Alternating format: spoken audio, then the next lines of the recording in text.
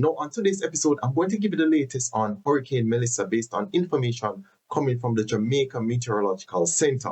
Now, they're saying that it will make landfall as a Category 5 hurricane between Westmoreland and St. Elizabeth. I'm going to be showing you the terrain of these places so you can get an idea of what they look like in terms of the road conditions, the trees, everything like that. You're going to see these places for yourself and to get an idea of what it looks like before the storm.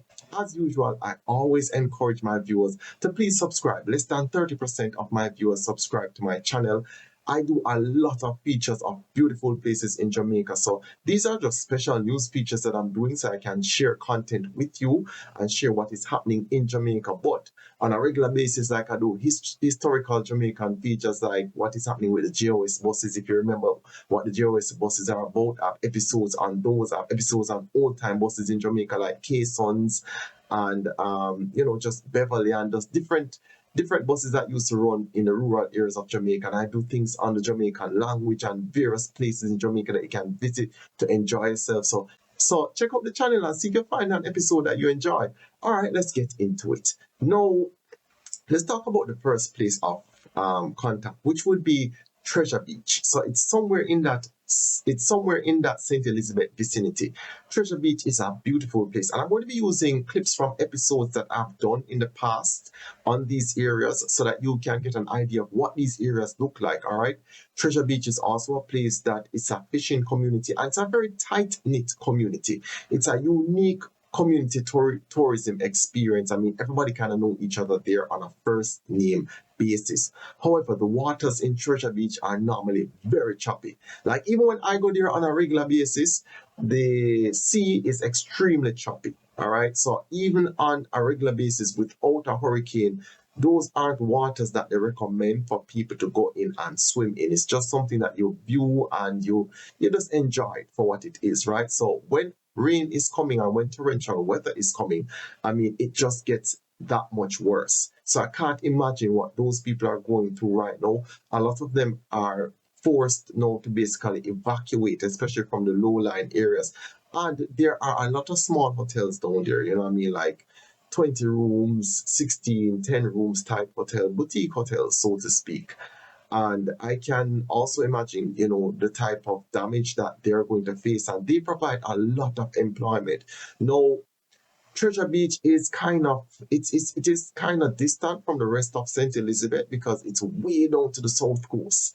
So employment opportunities don't abound, meaning that the employment that these small hotels provide, they do a lot for the community. They do a lot for the people in these communities. So when these hotels are damaged, I mean, that's unemployment for a prolonged period. I saw where Jason Hensel, who he is the owner of Jake's restaurant, and he was saying, boy, he got a beating in Beryl.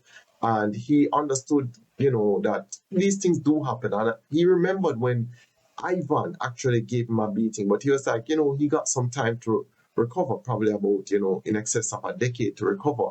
This is a 16-month turnaround. So he would have had to do extensive repairs when Barry was around. And then now he's going to have to do another set of extensive repairs because of this. You also have another beautiful property that's called Lashings Beachfront. And that's a place where, if you have never been to Jamaica, you should try visiting some of these places. Again, I review all of them on my page. You can view all those videos just to see what these places are like. That's another beautiful property that's right on the ocean and right on the sea, I should say. So it's the beach that you're looking at, and when those waters come in, I mean, it's splashing and it's dashing and it's tearing down everything. So I know that these people, they have to lift up these industrial refrigerators that they may have, the industrial stoves that they may have, and they just have to bunker down whatever it is that they can bunker down. So that one will be a challenge for them. And by extension, the people of St. Elizabeth, I mean, they are beautiful farmers. Now, this is something that I want all government officials on both sides to know, that St. Elizabeth needs proper running water. Even prior to a hurricane, St. Elizabeth does not have, all of St. Elizabeth does not have proper water distribution. And for a country, for a parish, I should say, that produces so many beautiful fruits. You want some of the best melons in Jamaica, go to St. Elizabeth, right? When you go to St. Elizabeth, even the average homeowner have scallion. Like when you're passing the homes, you see little things like scallions, you see tomato, they farm all of these things, and it's beautiful how they go about the farming, but they also need consistent water supply. So needless to say, with a hurricane and with any torrential weather, it could just be a tropical storm. St. Elizabeth usually gets a beating, and then it beat all of us, because when we start to go back to the markets and try to buy food and fruits and everything like that, grown provisions, it's usually very expensive. So we want to make sure that, we're taking care of our farmers.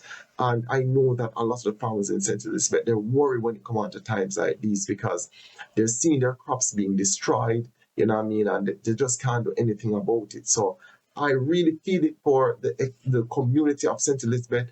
I suspect a lot of persons, well, somebody on my social media page, several persons were telling me that they were without light. Now, our Minister of Energy, I believe, yes, Mr. Darrell Vaz, he made a statement earlier that 51,000 customers are without electricity right now. And a lot of that is concentrated in the western part of Jamaica. So keep that in mind and keep them in your prayers. I love the comments, by the way, that you guys are sending.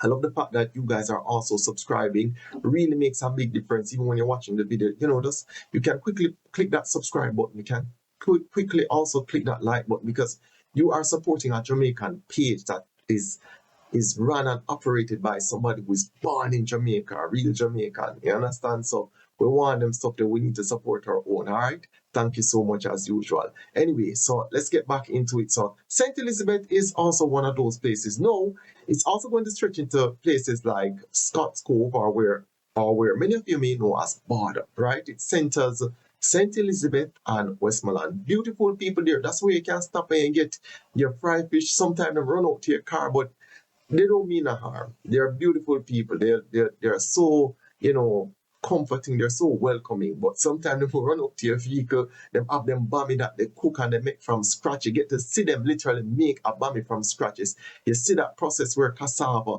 turns from this starchy type ground produce into this beautiful, delectable side meal that we Jamaicans love to eat. And you have many great vendors that are there. They're always welcoming. You can always talk to them. They have some of the best festivals.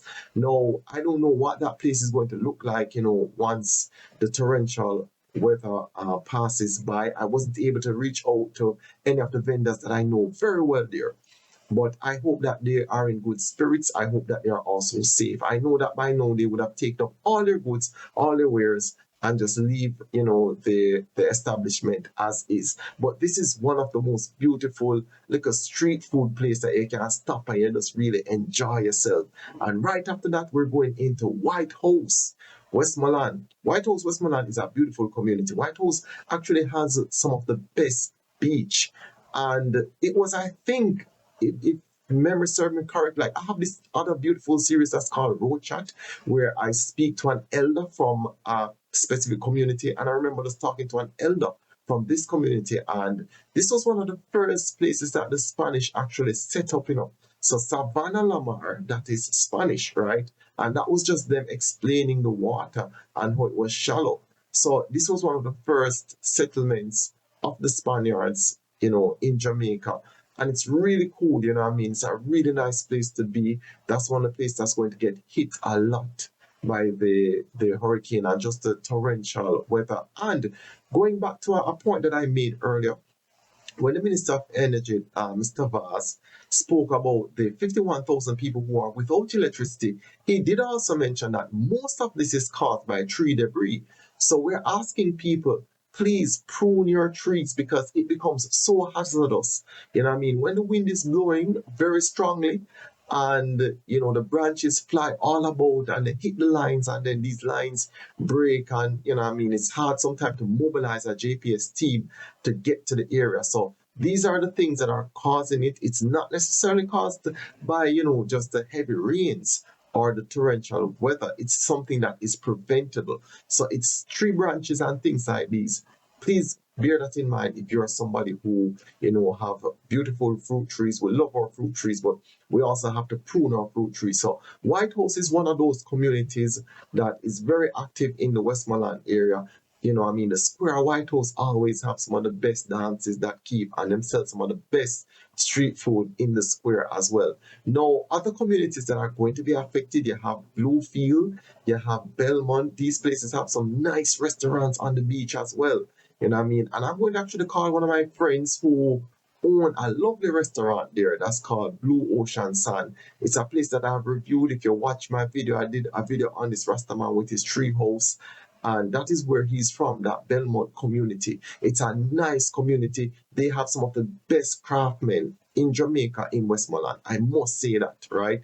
When it comes on to just building wooden houses or anything like that, Westmoreland has some of, if not the best craftsmen in Jamaica. So it's a lovely community to be in. And I know that in times like these, they are worried a lot because that's how the storm is basically running through. And they're going to be immediately impacted if what is forecasted is accurate. All right. So we have to keep them in our prayers as well. I'm walking through these communities because I also want to use this opportunity to get to showcase what Jamaica is to you. Some of you are watching this. I realize that my audience is growing and I appreciate it so much. Some persons who are watching this have not visited Jamaica in years. And some people are our diaspora community who are in England, who are in North America, who are in Canada, and they don't even remember what the terrain of Jamaica looks like. So I'm taking you through these various terrains just to make you know, what your country is like and how your country is trying to cope with it, all right? So the next area that I want to talk about is the 7 Mile Beach in Negril. These are all low-lying coastal areas, and I'm taking you through all of them. Now, the 7 Mile Beach is one of the most beautiful beaches in Negril, and Negril has a lot of Jamaican-owned hotels. Again, you can go, you can look through my videos. I did a video on, oh gosh, Boardwalk, Boardwalk Village, Sandy Haven. These are all Jamaican owned properties, really lovely properties. All right. You get to go there, you get to see, the hospitality of these people. And you have to remember too, they have to, basically send home their staff. So even the guests that are there, a lot of guests have to evacuate and they have to put them up. People don't look at the cost of these things and the fact that you have to put up guests, all right? Especially when you have a hotel that is on the beach. The damage can be catastrophic. So nobody can stay in these rooms. And you as the manager or you as the owner have to find inland areas that are safe for these guests to stay. Thank goodness places like Negril, Portland, places like Treasure Beach, their guests are usually very loyal and their guests are usually returning guests who really appreciate and love Jamaica, and they're usually the easier type guests to work with. For the much bigger hotels, not so. It's very hard, in terms of getting through to guests for those hotels. But for these ones, these guests are usually easier to deal with. And just trying to mobilize them can be very hard because even when you walk in that 7 Mile Beach, there's a lot of things that people going to have to take up. A lot of things that people have to lick up. And remember, a lot of debris come from the sea as well, So even though it looks so beautiful on the screen, like whenever the rain starts to fall heavily and that water and those waves crashing against the sand, you know that it's going to bring a lot of driftwood, a lot of debris, just, a lot of things going to be there. So even the cleanup process is going to be very hard. And Negril is one of the few beaches in Jamaica that is easily accessible by the public. That's another ongoing discussion for a different time. However, this is one of the most beautiful beaches in Jamaica that the public can access easily. All right, there's no charge to it. You can walk on it, you can enjoy yourself, you can relax on it. So Negril, needless to say, will have that kind of impact. I just, I hope for the best where everything is concerned. Another major spot that usually gets ravished whenever there's any like freak storm or any torrential weather is a place called Pier 1 in Montego Bay. Pier 1 is a beautiful spot. It hosts so many different events. Like when Reggae Sumfest is keeping, and that's usually in that July period, Pier 1 is packed with activities, like not just for Sumfest, but for many other events that are kept It has been a staple in Montego Bay for years now. I hear that there's another club up the road that I think it's called like 227 or 2727. I don't remember what the name is. But if you know what the name is, you put it in the comment section. I hear it's giving it a run for for its money. But it's a staple. It's always going to be there, and it's always going to be a favorite, right? But whenever there is torrential weather, it really takes a beating. So, I know that the owner has to be watching out for that. And the owner is extremely optimistic. Now, the trajectory of it, and I'll keep that on the screen so you can see what the trajectory is. The trajectory is for that storm, that hurricane 5, or yeah, category 5 hurricane, is to go through Trelawny, places like Albert Town, Trelawny again, places like Christiana. Now, I went to Christiana the last time that we had a hurricane Beryl, and you saw the lines that were on the road, and I was talking to the people, them, and the supermarkets had to be running on generator. Like when I went into one of the supermarkets, it was so dark inside. They tried to open every window because the generator could only be used on the fridge. And when this happens, they have to hire extra security guards as well, because the place dark, all the aisles are basically dark. The only current that is being used is for the cash register and the fridge. So, you know what I mean? And needless to say, there are other places where you have a liquor shop that do have a generator, and these meat going spoil. This is a lot of investment for a lot of people. So you think about the practicality of these things and the livelihood.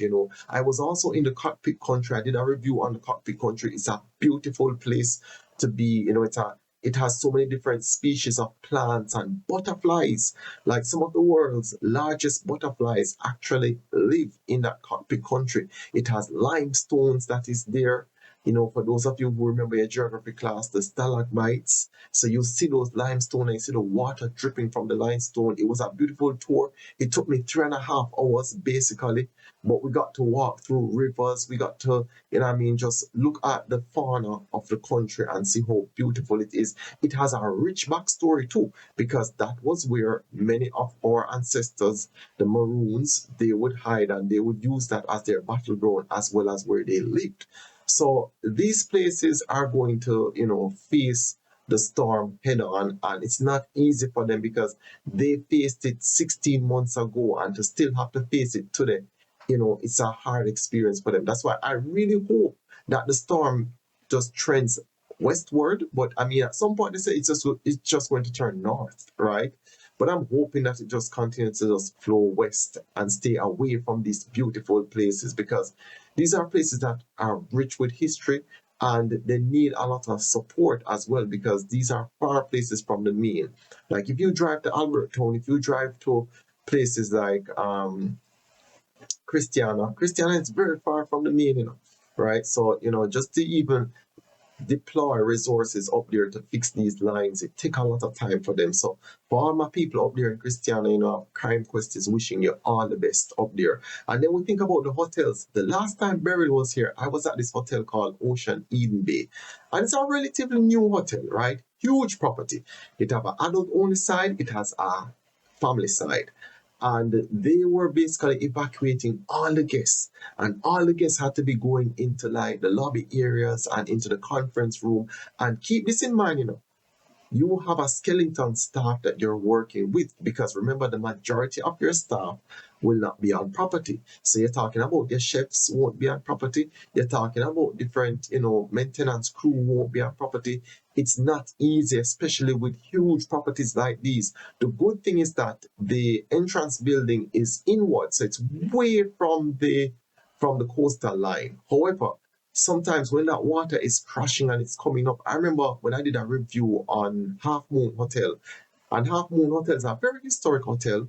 Again, that one is on my website, and you can read it on carimsquest.com. But they say that they just open the doors. They say that they don't close any other doors in the lobby area. They just allow the water to just run straight through. Now, of course, they have to lift up all these furniture, but Half Moon is also a very old hotel in terms of like, it's renovated, but its entire theme is, kind of that old theme. So they would have been using like mahogany, right? And they would have been using different material that can withstand the weather. Now, for many of us who are using this new material now, I mean, like bagasse not going to be able to withstand no only for rain. who knows, right? So Ocean Eden Bay is one of those hotels that, they're going to be doing, working double time. And I feel it for a lot of the managers because it's all hands on deck in terms of clearing out the hotels, putting the staffs in places that are comfortable, and then taking care of the guests. Royalton is also a hotel that is in the Trelawny region. So they also will have to be doing all of these things right now. So, and the hotel industry for Jamaica is a very big industry, all right? I mean, it is in charge of, responsible for so many different employment and employment opportunities for Jamaicans. So that's just an idea of what is happening in that Trelawney area. No, they say that this Category 5 hurricane will exit in St. Ann if it goes as forecast. Now, St. Ann, we're talking about St. Ann is like the commercialized tourist area of Jamaica, and it's heavily being developed, especially in that Draxall area. Like the traffic in Draxall now is just unbelievable.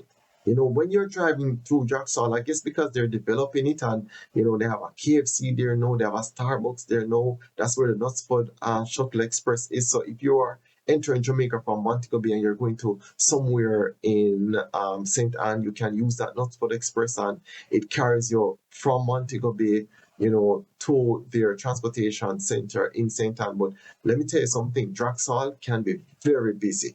All right. So needless to say, those are some of the areas, especially the tourist areas, that are going to be impacted a lot. You have places in St. Ann like Fern Gully. Again, I have my road chat series that I do, like the history of some of these important routes and roads in Jamaica. It's really nice in terms of just watching it and seeing it. And Fern Gully is a place that, again, it used to be a river. That place literally used to be a river. Multiple rivers used to run through it. And an earthquake caused the rivers to dry up. And then that's what became a road path. Sima giving us some more insight in terms of, if you don't want to watch the episode, but you can look out for the episode. It's Road Chat Fern Gully, right? And that's what became a road. And it's filled with beautiful plants, not just ferns, but predominantly ferns. And they form a canopy over the entire area. It's a serpentine type road, so it's very windy. If you have motion sickness, you will definitely be affected by it. But you have vendors that are out and, they're willing to interact with you. They're selling their towels, and even the tourists, a lot of the tourist operators, they are encouraged to drive the guests through these places as opposed to the highway, because this is how you get to experience real Jamaica. And if you want to help Jamaicans on a first-hand basis, this is what you would do. You would actually, drive through these parts and interact with the vendors them and talk to them. Of course, they have some meal carvings. If you know what those meal carvings are about, you know what they are about. If you don't know, come and visit Jamaica, all right? Make a plan to visit Jamaica. So they have some very famous meal carvings there, and they have other things. They have other very nice carvings, so I must say that. So these are some of the places that will be affected. We have to keep everybody in our prayer. I must say, everybody is trying to do a lot. Like a lot of Jamaicans are really doing the best that they can to not take this thing lightly. And the love that we're getting from our international friends and brothers and sisters, even on this page, people from Barbados, people from Trinidad are sending in messages. People from other Caribbean countries are sending in messages on the comments, and I'm reading them, and I'm thanking you so much because I feel the love that you're sending us. All right, I feel the love. I know that for many of us, it's not that easy. Some of us might be in very comfortable positions, but don't think that's everybody. You understand? So if you can give a helping hand, if you're a Jamaican and you're watching this, if you can give a helping hand, you check out. I call to my neighbors, them already asked them, how them stay with water, how them stay. I just helped even one of my neighbors with their awning, right? Because, everybody need a little helping hand in times like these. So, we're trying to band together. We're feeling the love from the international community. I want to thank so many people for supporting the videos as well, because at the end of the day, I do these things because I want to share what is happening in Jamaica with you guys. And I always want to try and break down the information. Like if you watch my previous news videos, I try to break down the information as best as possible so that you can understand it and you can even share the video with somebody else who, you want them to get those type of information in terms of what is occurring. I am grateful for the fact that we're not taking this for granted. You know what I mean? Like that is one of the best things that we can do, because we can pray, we can prepare, and we cannot take it for granted. I believe like those three things, make a big difference. You understand? I mean, there are so many times I can't reiterate this enough, especially with like Gilbert. We were not prepared whatsoever. Gilbert was a category 3, by the way, right? So, you know, I mean, it was not that strong of a hurricane per se, right? It did make landfall, it did run through the country, but I believe what, you know, damaged us the most was just the lack of preparation. You know what I mean? I'm seeing where people, you know, certain corporate bodies and certain municipal bodies are cleaning drain. I see where neighbors are trying to cut down trees, and you know what I mean. I see where people are just trying to do the best that they can do, because in cases like these, you always want to be over prepared.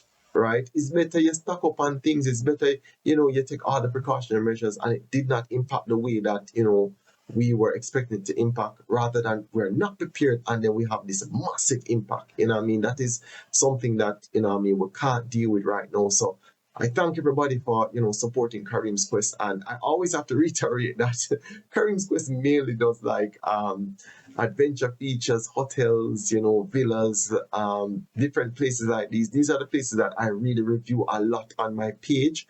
So if you like, you know, watching content on Jamaica and Jamaicans, then you can go to, you know, Kareem's Quest page as well as my website, and you can just view the content, read it. You know, I have this magazine that I give away for free, that tells you about 4 most, you know, exciting places to visit in Jamaica. You can get that magazine and download it when you go to my website. So, you know what I mean? There's just so many things that you can learn about Jamaica. And I always tell my viewers, as I'm learning, I'm teaching as well, you know what I mean? Because there are things that I did not know either, you know what I mean? And I always encourage people, even in the comment section, if you know about something, write it, you know what I mean? This is a community that we try to learn with each other. As usual, thank you for staying tuned, and you're always welcome to join the quest.